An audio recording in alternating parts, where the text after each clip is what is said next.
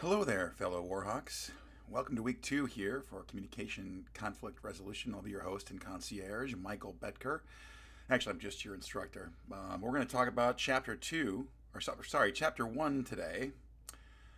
And as I promised last time, we're going to talk a bit about, each week I start off kind of what's going on in the course. So here we are, week 2, things to make and do. First, I'd like you to do, obviously, if you're watching this video, you're on a good start here. So obviously you want to also read chapter 1. I want to mention quickly to you guys as well, obviously these lectures are not going to cover everything in grave detail. So for the purposes of the tests we have in class, of course, and also the reading quizzes, you'll want to read the chapters in addition to watching the videos. So make sure you do that. There's also a link provided in here too. I'd like you to watch the videos provided for groupthink as well. We'll talk about that in lecture briefly, and then I guess what I want you to do is really just fortify that with some of the videos we've put in there for you for this chapter. There's also a reading quiz. So we're talking about points here now. Reading quiz number 2 on chapter 1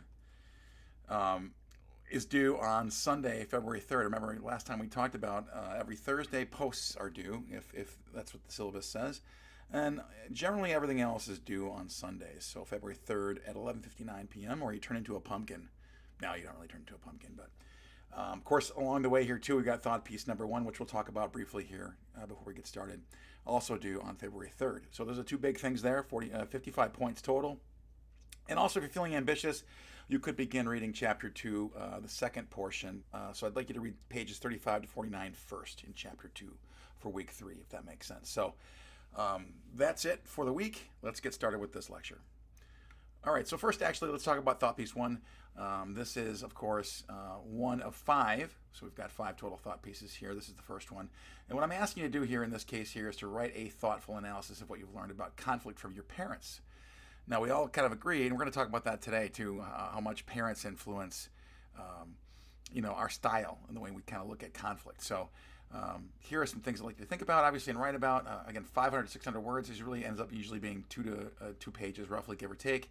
Double spaced, it's about a page and a half, roughly, give or take.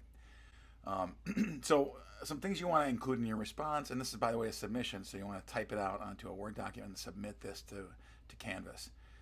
So what did you learn from your parents, conflict-wise, and what you've learned about conflict from other family members? So maybe you've got a brother or a sister or somebody else who kind of demonstrated some behaviors that you kind of latched onto.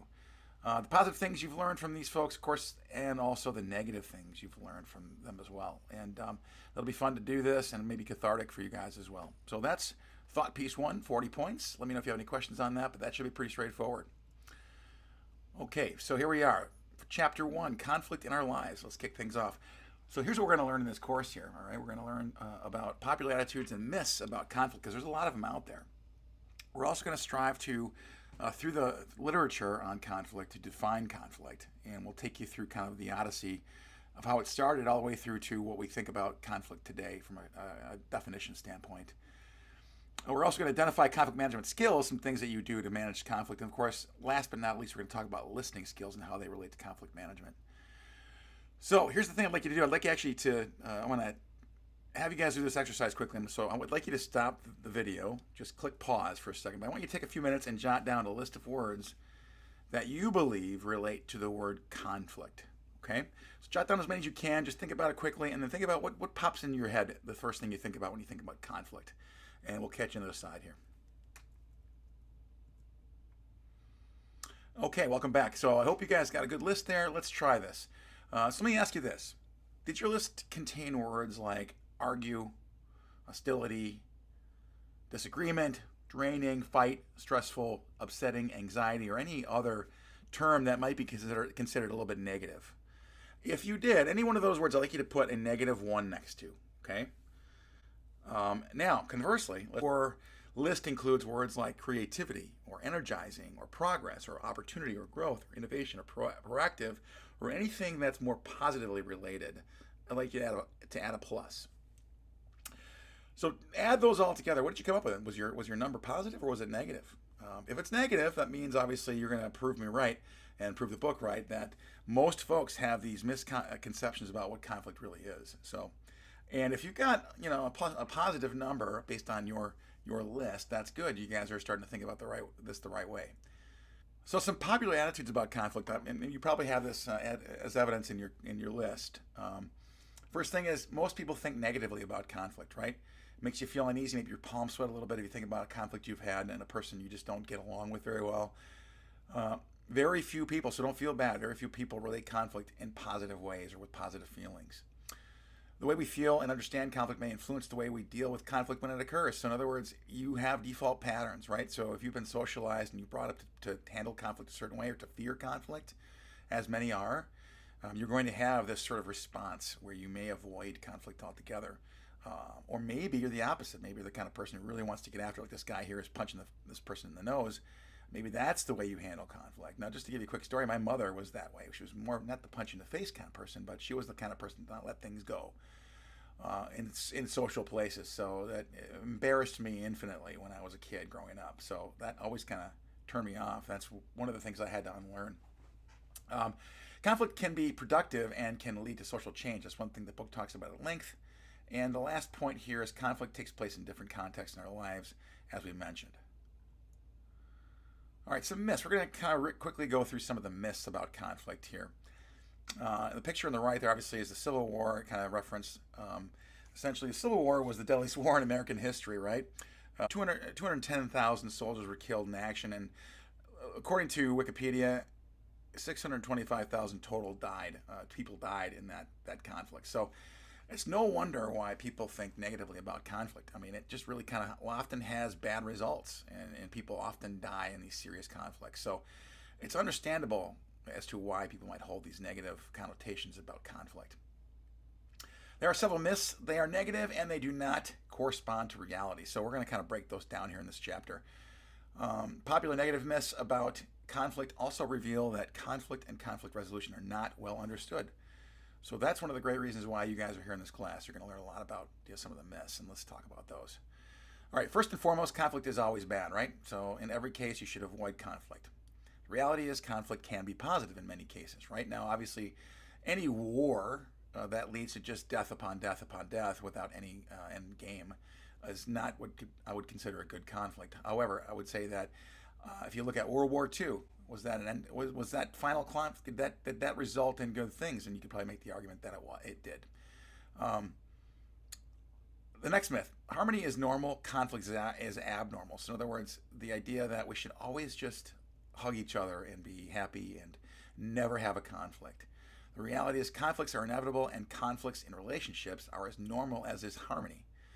Both are normal in relationships. And in fact, you're going to see in this upcoming slides here, you're going to see that academics came to that realization that both are necessary for healthy relationships. The next myth: conflicts destroy relationships. In other words, you have too much conflict, it's a bad thing. Well, actually, if you know this, if people don't have conflict at all, a lot of times that is indicating that there's bigger problems with the relationship. In fact, I had friends recently who got divorced, and they never fought. And it was kind of odd. We always thought that was weird that they never fought together, but ultimately their relationship terminated as a result. So the reality is conflict can strengthen a relationship when handled appropriately. Another myth: the best way to resolve a conflict is simply to compromise. Okay, so we'll talk about compromise in class and in upcoming lectures, but essentially compromise means, all right, you give a little, I give a little, we both get something, right?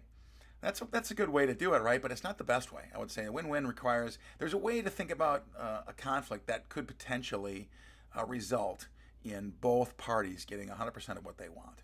It just takes a little extra work. The myth, next myth: in families, as long as the children don't see their parents fight, they are not affected by conflict, right? Well, the reality of that is, and I can tell you I come from a family who had some conflict. My parents got divorced. I'm sure some of you guys have that same story here, but families are a system made up of parts. If one part of the system is having difficulties, the difficulties affect everybody, right? And that's kind of how it works in a family. So if you think you're being private about a conflict, it's not the case, more often than not. So essentially, the key takeaway here is that conflict and conflict resolution are not well understood by most people. So don't feel bad if your list did not contain a lot of these positive terms here for conflict. It's something we all think about. So we're going to unlearn that and relearn it. We talked about popular attitudes about conflict, and I want to kind of now talk specifically about childhood learning related to conflict. A couple facts the book points out here, and this picture obviously is a great one. I think it shows a son. Obviously, I'm assuming that's the son of the man there who's a soldier. I don't know where this might be. It reminds me of Serbia potentially, but either way, you got a lot of kids growing up in this kind of environment where every day is very stressful, and there's often shootings, and even in this country, you've got city centers where shootings happen on a regular basis. If you look at Milwaukee, Bullet City per capita, more people die from gunshot wounds than almost anywhere in the country. So you got a lot of kids growing up in this environment, right? So they learn to handle conflict from their parents and peers. Children also use the learned conflict style inside the family as well as outside the family. So I'll give you a quick another story. Like, I adopted some of the strategies my mother used to employ, and it was the hard-nosed, my way or the highway approach to conflict that I had to unlearn early in my career. That caused me some problems just having that attitude. So I've unlearned that and kind of fashioned my own approach based on my own learnings. Our first experiences indicate the most powerful party determines the outcome of the conflict. Again, use my mother as an example. She was the most powerful person, obviously. And so she was always the one who kind of determined the outcome of a conflict. And theorists have proposed that peer relationships shape our behavior, and that the use of specific conflict ending strategies are a product of maturity. So over time, actually, we start figuring things out a little bit more. And as a college person and beyond, obviously, we're here to kind of educate ourselves, and we can change and grow. Ultimately, children often do not have opportunities to learn creative forms of dealing with conflict unless their parents, of course, are focused on that. So it does start at a very young age. All right, moving on here. So conflict generally can lead to change. So it seems like in the moment when we're having a big conflict and there's a lot of trials and tribulations toward a goal. For example, here in the upper left corner here, you have women's liberation movement, which has gone through a lot of ups and downs over the years, and obviously still going through turns even today with regard to pay. And you'll see this in an upcoming thought piece where I'll ask you to think about equal pay as a way of writing a thought piece. So, but yeah, note that that's the case, right? And obviously we've seen a lot of growth and improvement in the women's liberation movement over the years, but not without a lot of strife and struggle. Same thing's true, obviously, more recently you've seen this, the same-sex marriage movement, and the ability for people to have the same rights that opposite-sex couples have. And at the bottom there, of course, the big one that I would think about often when I think about these big conflicts would be segregation as well, and the idea that people are people, and the color of your skin should not dictate where you go to the bathroom or which restaurant you eat in, et cetera, et cetera. So our history has shown that we've been through a lot of these types of things. So it does lead to positive change if you've got a goal in mind. So like I mentioned in the first video, the study of conflict is recent. It's not until recently that there has been a lot of agreement on the meaning of concepts of these theories. So you're going to see this kind of, people started out in different kind of camps and different ways of thinking about it. A guy by the name of Simmel coined the term association, which always involves harmony and conflict together, right? So that's the basis of his theory, that he has absorbed that. It used to be people think, conflict's bad, and the only thing you need is harmony, right? Well, he actually came to the realization, and it was a big breakthrough, that harmony and conflict together can be positive. They work together, like two peas in a pod. He also mentioned that a group without conflict could not exist. So in other words, if you're sitting in a room with a person, you never fight with that person, there's no way you can grow or develop or change. So it's really not possible to not have some conflict. Last point there, research in communication of the past 4 decades centers around the issue of communication shaping conflict issues and outcomes. That's why, really frankly, why we have this class in the communication department. Here are a few points I'd like you to kind of make note of that constitute what is a conflict versus not a conflict. So you want to take this into account, because some of the quizzes and tests coming up will ask you questions about what conflict. They'll give you some case studies and or examples, and you'll have to say is it a conflict or not a conflict. So it's important to pay attention here. First thing you got to show is an expressed struggle, right? Behaviors associated with relationships are conflict behaviors. So it's got to be an expressed struggle. It can't be something you're just mad about and you're not talking about to anybody, right? Interdependence, that's the second point, right? There must be a mutual interest between the parties and some dependence upon one another. So in other words, there's got to be a relationship of some kind, or interdependence. Perceived incompatible goals, right? So parties in a conflict want the same thing, but they want different goals for that same thing. So in other words, you have a difference of opinion about what the goals should be. Number four is a big one: perceived scarce resources. Right. So in other words, if one party thinks that they're being maligned in some fashion, that reduces their overall well-being or resources. Um, that's really a part of it. That's a part of how you can define conflict. And resources can be tangible or intangible. It can be related to power, or it could be maybe property based. There's a number of ways to think about that. Last but not least, there's got to be interference of some kind. In other words, actual or perceived interference is necessary for conflict. So in other words, somebody actually going in and doing something to another or party. Either way, there's got to be that. And even if it's perceived, then that can lead to conflict. But either way, there's got to be some kind of interference. Conflict that has all the components is a realistic conflict, all right? A disagreement may not necessarily be a conflict, but conflict may derive from a disagreement. So you can have an argument with somebody that can be resolved within that conversation, but it's not a conflict necessarily. Conflict means that there's a long-standing sort of ongoing interaction that is negative and results in bad things happening. Here's a couple examples. Debates usually include disagreements, but they are not conflict. Conflict has to transcend thoughts and become an expressed behavior. So that's what we're talking about here. Another example, thinking only of obtaining somebody's goods does not make it a conflict. There needs to be an action or behavior. So again, just thinking about, like, say, for example, you have issues with our current president, some of us do, but you don't necessarily technically have a direct conflict with Donald J. Trump, but you're thinking about it, but obviously it's not a conflict. Second big bullet point there: for the interaction to be considered conflict, it must take place in a relationship. All right, so you've got to have it takes two to tango, right? So you got to have that. Remember that it takes two to tango. One example here: a student opposition to Russia's intervention in Ukraine does not meet the elements of the conflict definition, since said student does not have a actual relationship with the leader of that country. So again, you got to have that kind of interaction. You got to have, basically like a two-way flow of communication at least. All right, so as we've talked about now, we know this. Conflict is inevitable. It's actually not a bad thing when handled appropriately. So this here, Koser is another person actually who kind of took the ball and moved it further along regarding conflict. His basic prepositions about conflict, and I'll just kind of go through these here. Relationships are, of course, made of attraction and conflict. So at the base level, we have these relationships with people, and either you like a person, or a lot of times when you walk into a room and you just know and someone doesn't care for you, that can lead to conflict. Conflict is necessary to maintain a relationship. So in other words, we've talked about this. You can't have a relationship where there's no conflict.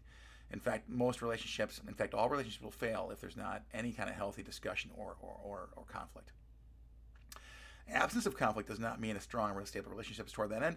And conflicts in close relationships are likely to be intense, right? So, to give an example of my family, my wife and I have disagreements and arguments all the time. Even my kids now get involved, and we manage to part ways in a positive way. So it's never left in a bad way, but it is healthy and actually helps us kind of arrive at solutions as a family. Last bullet point there: conflict establishes more broadly and maintains identity and boundaries of societies and groups. So it scales up and down from interpersonal to all the way up to what happens between countries. All right, so the scene back here, I don't know if you can see this, but this is an episode of Judge Wapner, or maybe Judge Judy, but either way, you've got settling things in a court here. But I want to talk about this, the difference between conflict resolution and conflict management.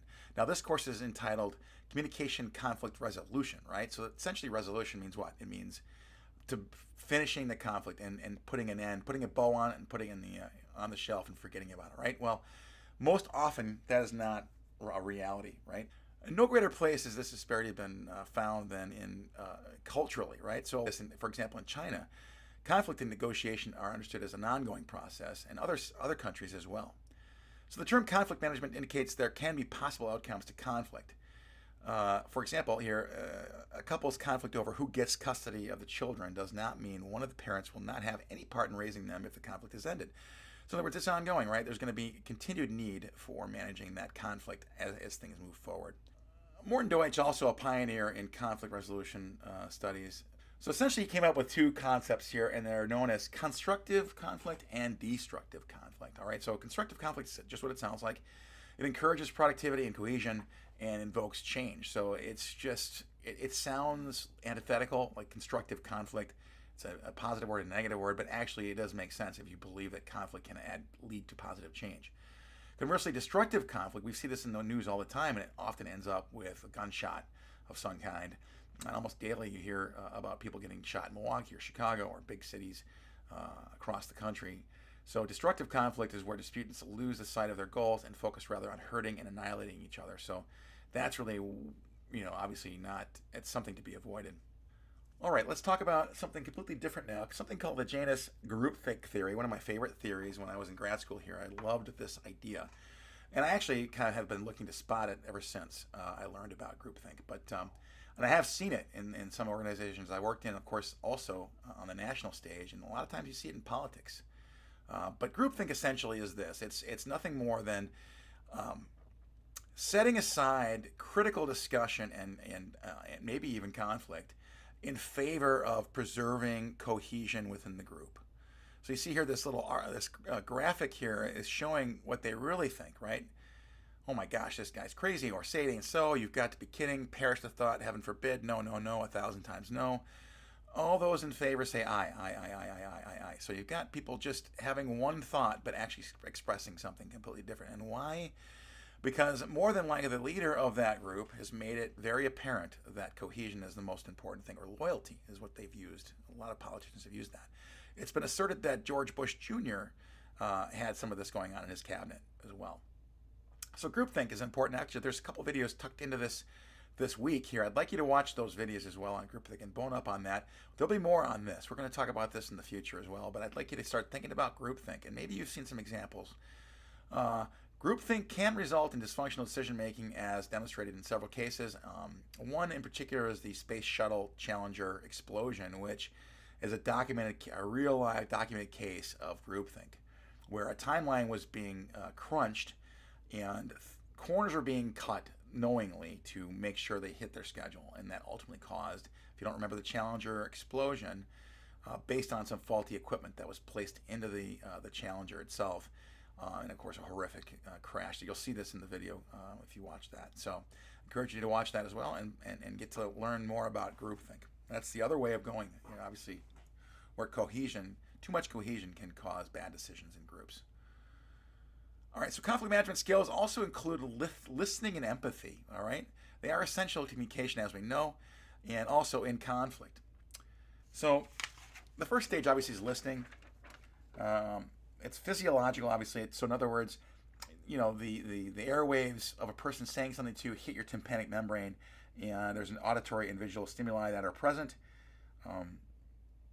At this point, obviously, no assumption must be made that people are hearing at an optimal level. So in other words, you might be passively listening, right? Like a lot of times parents tune out their little kids, right? That's one example of that. So you're not really sure if you can hear it, but you don't really listen. So there's a big difference there. Second stage is understanding, right? And that's where actually cogitation happens.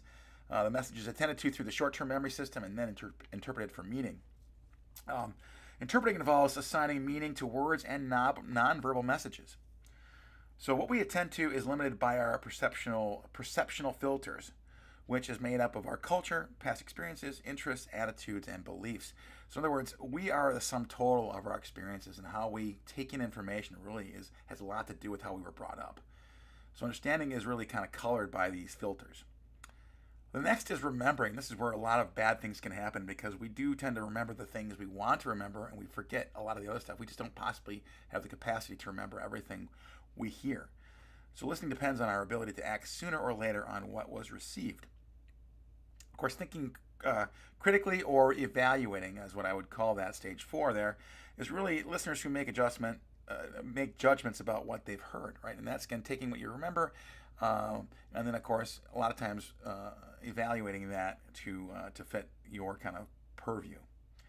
Last, of course, but not least, is giving a feedback to the speaker, and of course that creates a back and forth loop, so that's communication, but the listener responds to the message and demonstrates an accurate understanding of the message. So a lot of times when I have conversations, I will repeat what people say just so they know that I picked it up correctly. It also demonstrates support for the relationship between those involved in the communication process, so stating, kind of giving feedback to the person you're talking to or group is important to that. That's chapter 1 in a nutshell. Obviously, I encourage you kind of read that. Next week, we're going to tackle the second half of chapter 2. So read that first. Pages 35 to 49, I believe. So look at that. And I'll see you in the next video.